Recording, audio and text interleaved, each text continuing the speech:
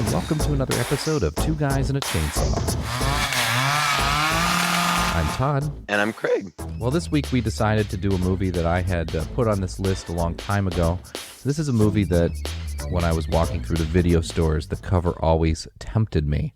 It had a green-looking zombie head on the front cover coming up from the ground, and there's a misty city behind and some more figures, and it was called The Gates of Hell. That's how I remembered it anyway. And it's very promising on the back about how somehow the gates of hell open and somebody's got to go close them. In the meantime, things wander out.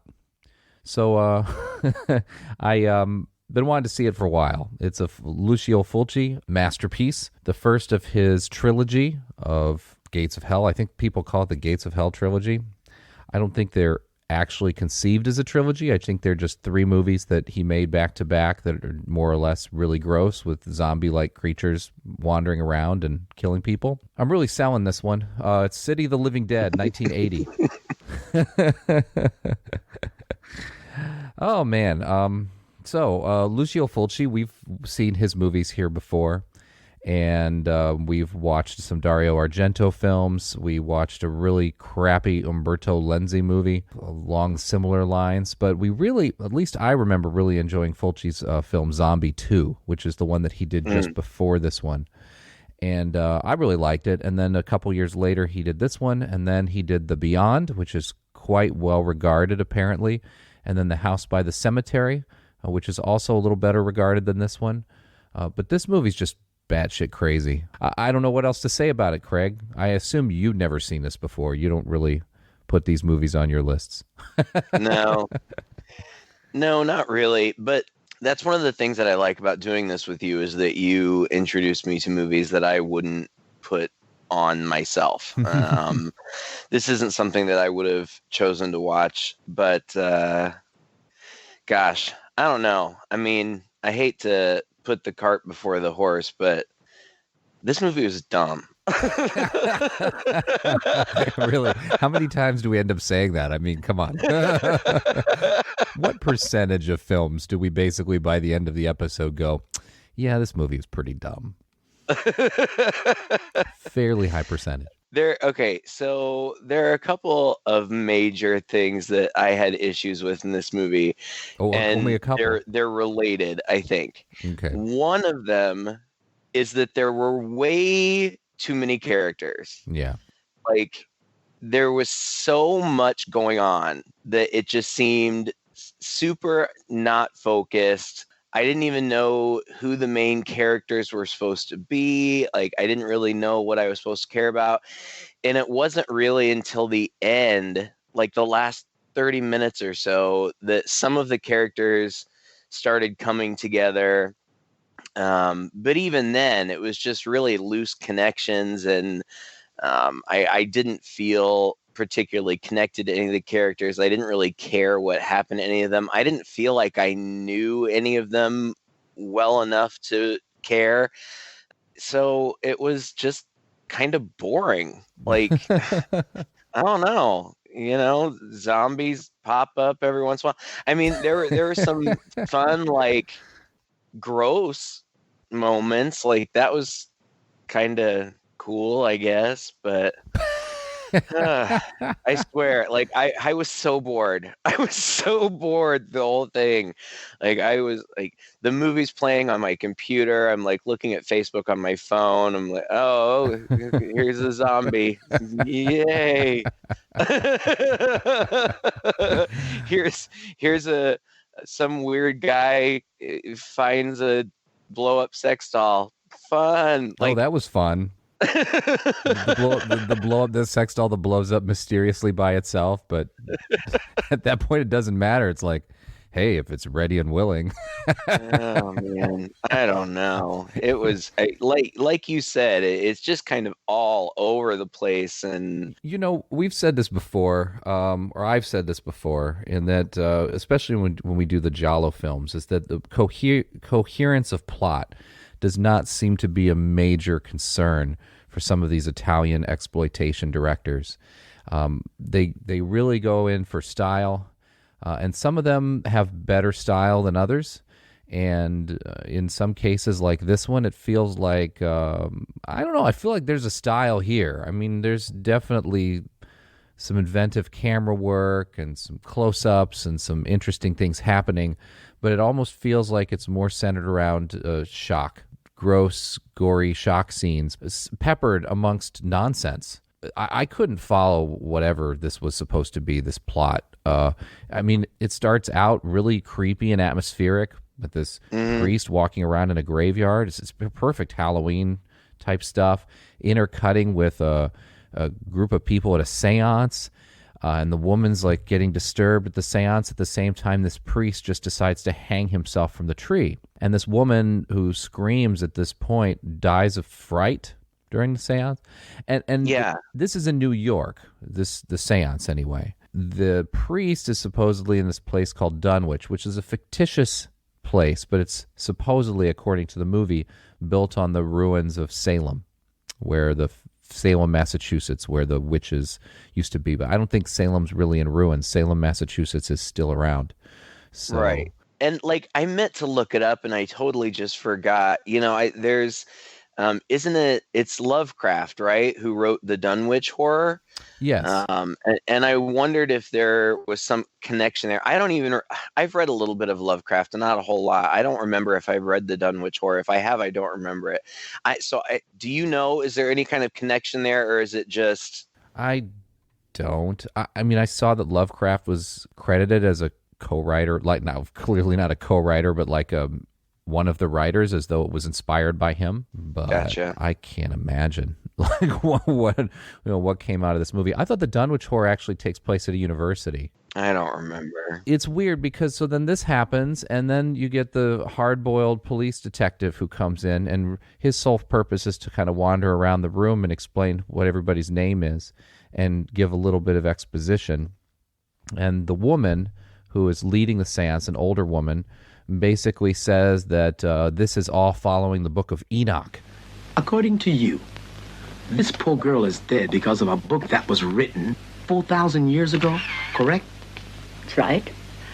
I would find such an unusual paradox of tremendous appeal terribly stimulating if I were a sleuth. The explanation in every detail of a crime before it's been committed. Lady, you're either on grass or you're pulling my leg. No, the problem is in your mind. It can't accept the truth. But I'll help you just the same.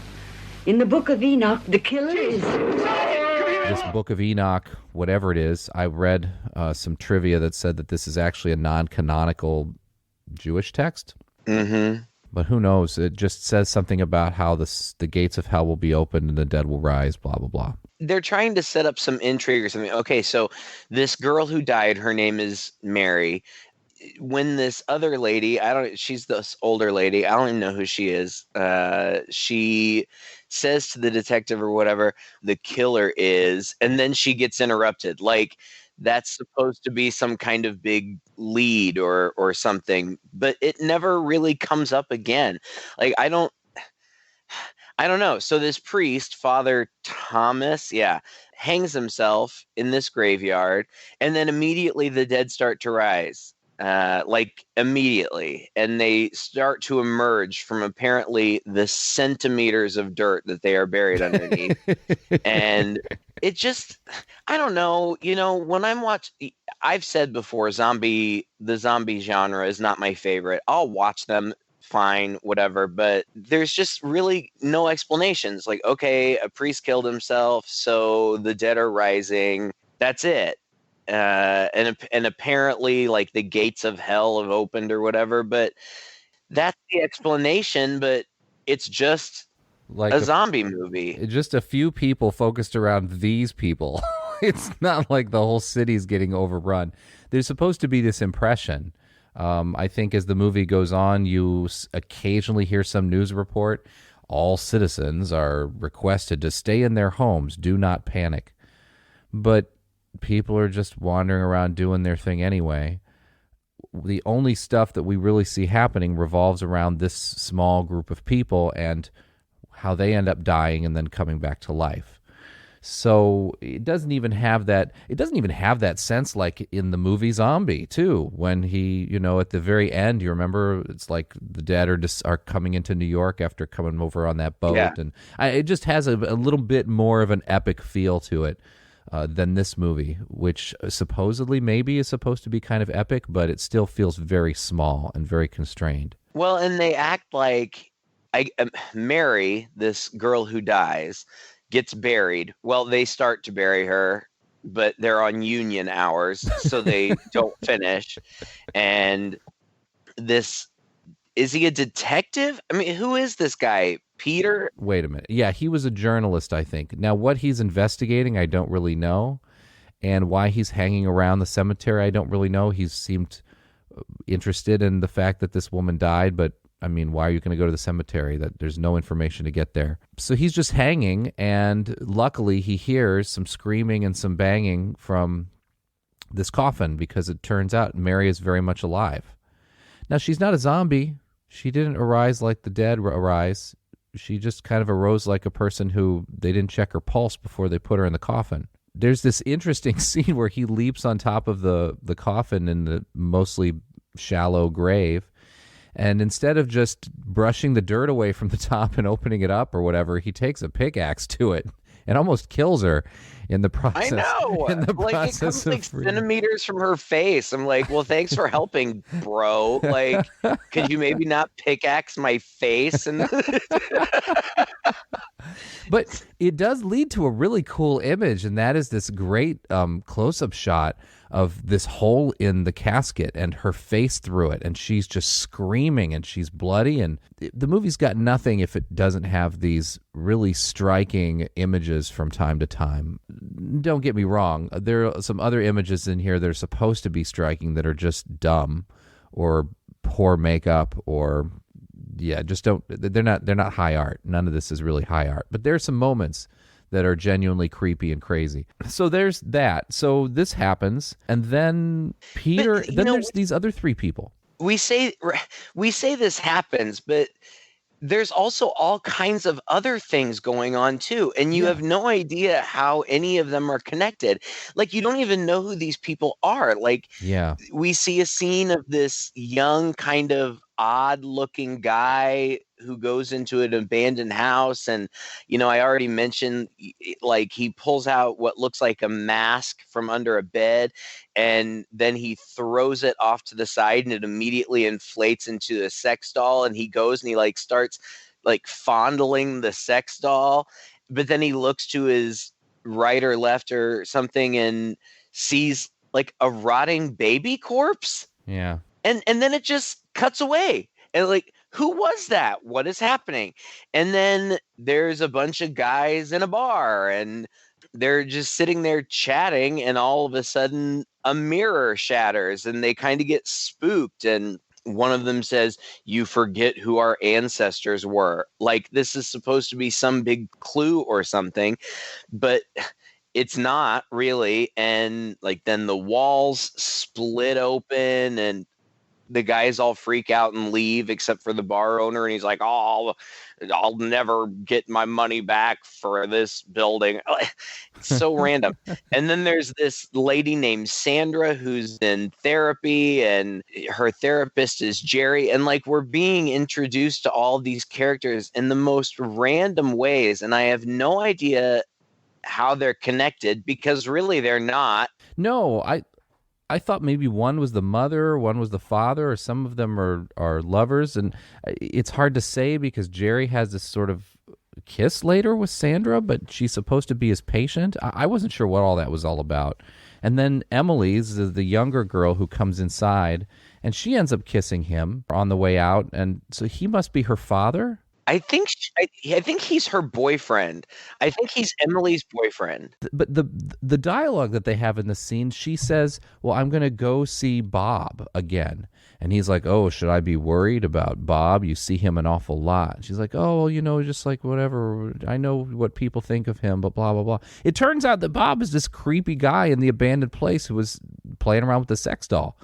And then later on, there are all these comments made about Bob being this pedophile. Everybody knows it. And when she goes to find him in this house, he's like in the basement, and he's got like a mattress and pinups of like cut out from porno magazines on the wall, and he's freaked out of his mind, and we're not really sure why. Was it that corpse or whatever? I don't know, but she's like, oh, Bob, Bob, Bob, and then something comes out and gets him. There's like a corpse or something that kills him, or not? No, he's not. It doesn't kill him. He like sees something and he takes off running, and she gets killed. Yeah. And this all happens in seconds. Like, you have no idea what their relationship is. Like, I guess she's just a nice lady who's nice to Bob because everybody else treats him bad because he's kind of weird. Like, I read that he was written as a hunchback, but the actor just decided he wasn't going to wear the prosthetic humpback, and so instead he just kind of walks funny. Like, I guess he's just kind of set up to be this town scapegoat. Like, when things start going weird, then everybody's like, oh, it must be Bob, crazy Bob. And eventually, and this is just jumping around, but then eventually, like, he's just running around, and he sleeps in somebody's garage. And the girl who apparently lives there is like, oh, Bob, why are you sleeping in my dad's car? And he's like, oh, I couldn't find anywhere else to sleep. She's like, okay, well, just smoke a joint with me real quick, and then you better go.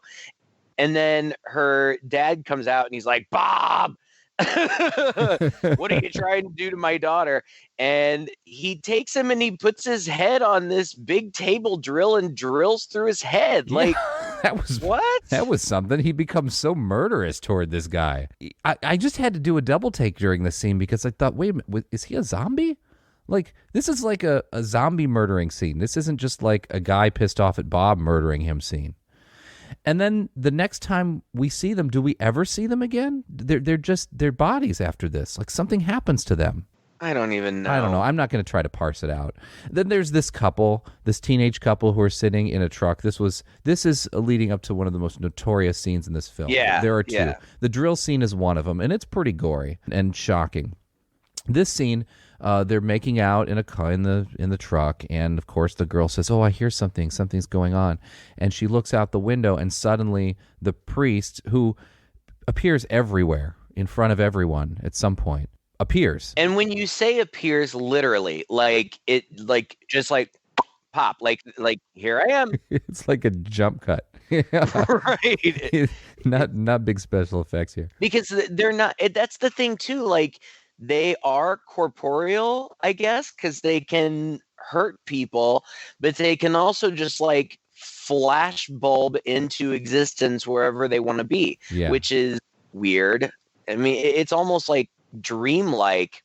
I can't explain it. I don't know. Yeah, but yeah, go ahead. This scene. I mean, this scene is, I guess, worth something.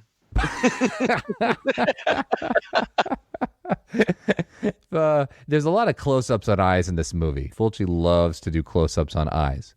Anyway, so the priest we get close-ups on his eyes, and he's staring at the girl, and the girl is staring at him, and you get the sense that maybe she's in some kind of trance or spell, while the boyfriend just sits there screaming for a good 5 minutes. And during this whole sequence, it's bouncing between their two sets of eyes, and the girl's eyes start bleeding. Mm-hmm, like she's crying blood, yeah. Pouring out of these eyes at some point. It's pretty good effect, actually. And then she starts foaming at her mouth, and bloody foam starts coming out of her mouth, and then you realize that she's vomiting up her guts. Yeah. And it's pretty gross. And it's really gross. This is apparently even more gross when you realize how they did it. She actually did swallow some entrails and vomit it up. And yeah, then there's clearly some more close-up shots that are just a dummy head and where they're just dumping the stuff out, but it's an odd scene. And, this scene, along with several others in this movie, put this on the video nasty list forever in a number of countries. Couldn't even be seen until like just the last, 20 years or so in some countries. So it's gross, I mean, and this is pretty standard Fulci fare. He does like to do this kind of thing. Zombie 2 had that awesome scene of that woman getting slowly impaled on her eye on that But that one was better. I don't know. There's something about that was just more suspenseful than this. This was just weird. Just weird. And this isn't like this priest's MO. He does seem to stare at people and their eyes start to bleed, or at least threaten to start to bleed, but it's not like everybody he stares at vomits out their guts. What really is the MO of the zombies of this movie is grabbing the back of people's skull and squeezing their brains out, which is also unique. Yeah, it's unique except for they do it like 14 times. Yeah, it's their MO. It's the only way they do it. It gets boring after a while. Yeah, it's shocking the first time, and then, after that, what's the point? No, I agree with you. So that happens. God, man, I don't even want to go through the rest of this plot because there's just not anything to it. Like, I don't know who the priest was. I don't know why he killed himself. I don't know what him killing himself had to do with any of this stuff happening. There's just no explanation for anything. And so then it's just everybody running around for a while. And teaming up for some reason. Like, I'm not even clear how they figure all this out. There's the girl had a vision, right? The girl who was dead and then came back to life, who at the seance had this vision of this priest. She's the one that's kind of just basically telling everybody the gates of hell are open because this priest killed himself. And they're all like, oh, okay, let's team up and do something about it. And basically their plan is to go to the local morgue. And I'm not really sure why. I can't remember what they were looking for. But bodies are coming up from this morgue at least, right? So it gives them more of a set pieces for them to go through and more bodies to spring to life. Then they go into a house and there are a whole bunch of maggots that fly through the window. And that apparently was a scene done with real maggots. Yeah. Tons of actual maggots, and fanned them at these actors, just pelted them with real maggots. Oh, it was disgusting. And when I read that it was real, I'm like, that is so gross. Like, I can't imagine. Like, when you say tons, I mean, seriously, like by the end of the scene, the floor is carpeted in maggots. Yeah, it's inches deep. Yeah, and they're in their hair and everywhere. It's so disgusting. But again, why? Like, I don't. Yeah. Is something trying to scare them away? I don't know. And I guess then for a while also, people just keep having zombie encounters. Like, Sandra, the woman who was in therapy, a corpse shows up in her house and she freaks out and calls Jerry, the therapist, and he comes over. And she's like, I just wanted to make sure I wasn't crazy. And he's like, no, you're not crazy. There's a corpse in there. And then they hear like a weird grumbling noise and they go and look again and it's gone. And they leave, but we see that the corpse, like we see its feet, like it's hiding behind a mirror or something. Yeah. And then there's this kid, like the young girl who died, Emily, had a little brother. Zombie Emily like visits him, and I feel like that's the first time we see gross maggot infested zombie face. Now I think that's the face on the box art. Yeah. And scares him, and then somebody gets a phone call that says it was John on the phone. He just said that zombie Emily killed his parents. Which, did we see this happen? I don't think we did. I don't think so. I think we just saw him like standing, staring in shock. I don't even think. Oh yeah, there was blood dripping down from the ceiling, and then two other characters end up over there, and they pop out, and they're like, "Yep, they're dead. That's really disgusting. They've been eaten too." And I was like, "Did I miss a scene where that happened?" It just seems like something he would have shown us. So anyway, they're killed, and then the people at the bar get invaded by zombies, and they're killed as well. And then they decide that they need to go to this Father Thomas's family tomb. Right. This is where it gets really weird. I don't really understand what's going on here.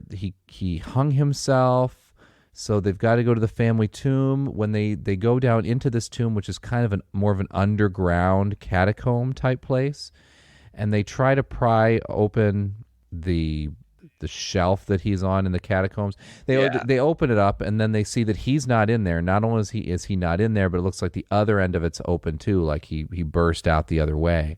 And they just go a little further into these catacombs, and suddenly they're beset by all these zombies, and many of them people that they knew or have already died. Well, and the one thing that surprised me about this movie is that main characters kept getting killed. Yeah. Like at this point, Sandra had taken John back to her house. She got her brain ripped out from behind, and then he got chased all around the city by appearing zombies, and I don't even remember where he ends up. Like, they just kind of keep meeting up, these random people, but then when they go down into these catacombs or whatever, I feel like there's 3 of them left. There's Jerry, Mary, and one Peter.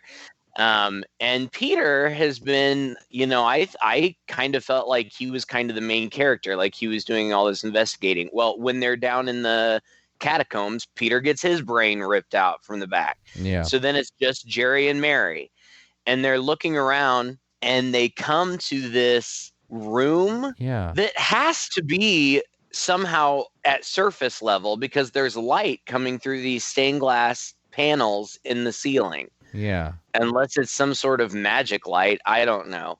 But they get there, and they're being besieged by all these zombies, and then Father Thomas shows up, and again, I feel like there's some sort of backstory that they just never flesh out. Like, they've been in a big hurry because it's going to be, what is it, All Saints Day? Yeah, and they have to get it done by then. Otherwise, it'll be the apocalypse or something. Well, they don't get it done by then. So then all the zombies are after them, and Father Thomas shows up. And, like, he just stands there and stares at Mary for a while, and she starts crying blood. And then Jerry grabs some sort of long pokey thing. It's like a large wood splinter, or something, and just stabs him in the guts with it. In the guts. It looked more like he stabbed him in the crotch. But it just opens up this big hole in him, and then Father Thomas dies. Yeah, everybody bursts into flames, basically. Him and all the other zombies. You kill the boss, you've killed them all. It's like every video game. So, yeah, he dies, the zombies die, and it was that easy. I guess they've closed the gates of hell now? Yeah, I guess. But wherever they were in the first place, I don't know. So Jerry and Mary come crawling out of this tomb, and they see, like, John has the cops have brought him there for inexplicable reasons, and they see him, and he sees them, and he gets all excited, and he's like, Jerry, Mary, and he starts running towards them, and the camera kind of goes into, like, slow-mo of him running, and at first they're excited to see him, but then it's like something scary, like, just based on the reactions of their face, and the camera cuts back to the kid running, and then it just cuts to black, and that's it. Like, I have no idea what that ending was supposed to mean. Yeah, it's incomprehensible, that ending. Now, I read about it. I read that there was another ending shot, but somehow, there are various accounts, nobody really knows. Some people say that it got the original ending, the film got ruined in the lab somehow. I read somewhere that somebody spilled coffee on it and it was ruined. And, like, I don't know if they didn't have the funds, or they didn't have the time, or they couldn't get people back. So they just never refilmed the ending. So they just cut what they had, and this was the end. And if you read the trivia under the spoilers on IMDb, it says, well, the kid is a zombie. Well, there's nothing to indicate that in the movie. Like, he doesn't look like a zombie. He doesn't look like he has any like malintent or anything. He's just running towards them smiling, and they have like a horrified look on their face. It's a mess.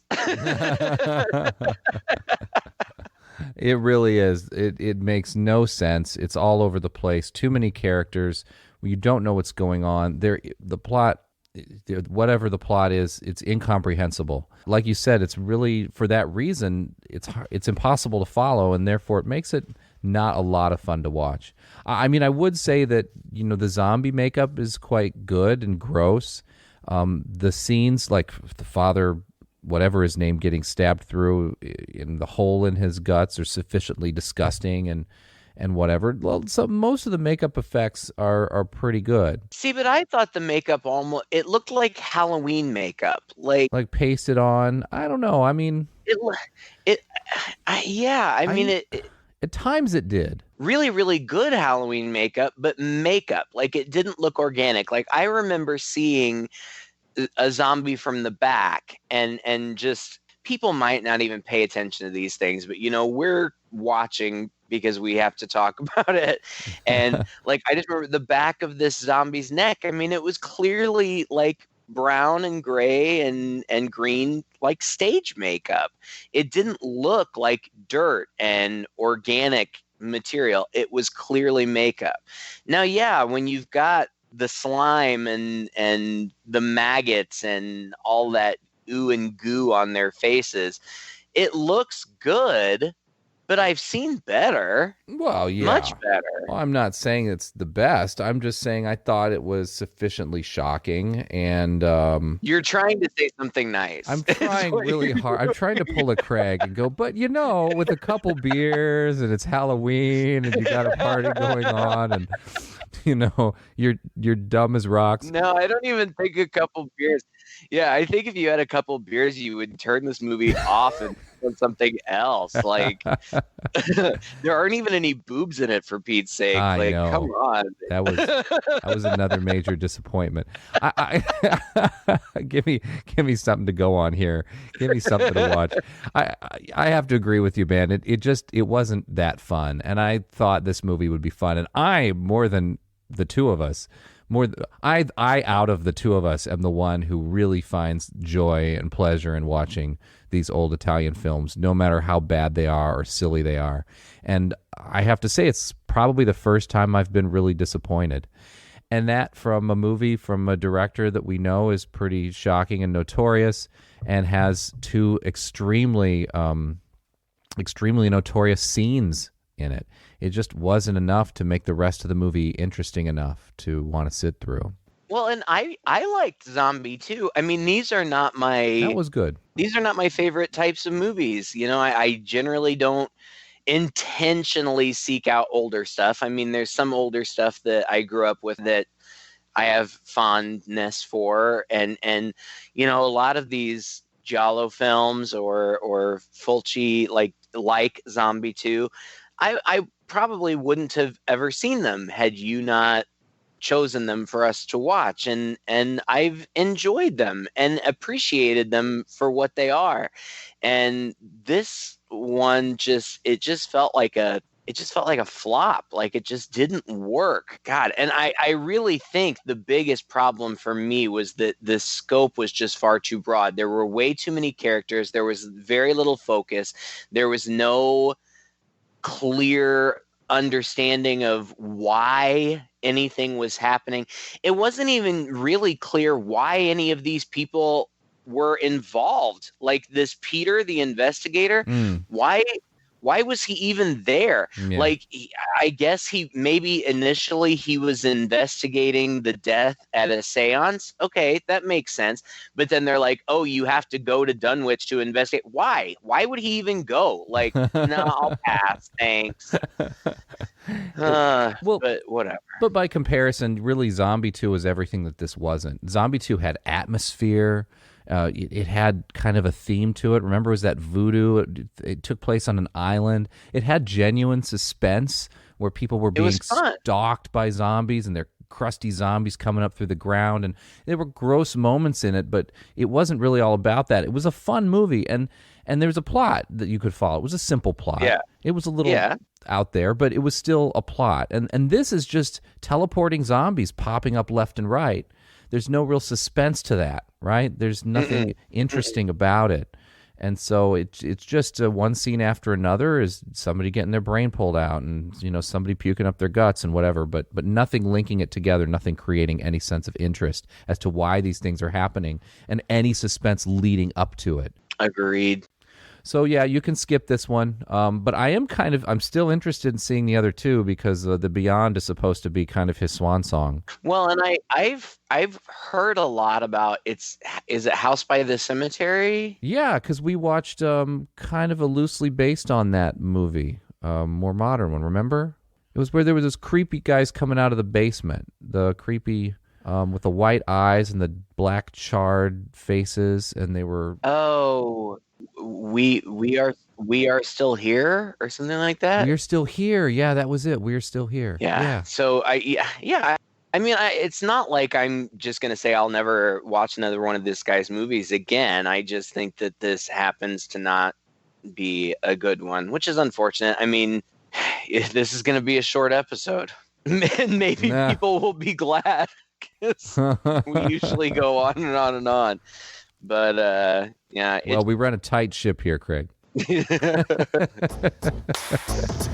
All right, well, thank you so much for listening to another episode. If you enjoyed this one, please share it with a friend. You can find us on Facebook and all over the web. Just Google us, Two Guys and a Chainsaw. Find our website. Leave us a comment there. Let us know if we're way off the mark on this movie. And let us know what other movies you'd like us to watch as well. We love hearing from our listeners. Until next time, I'm Todd. And I'm Craig. With Two Guys and a Chainsaw.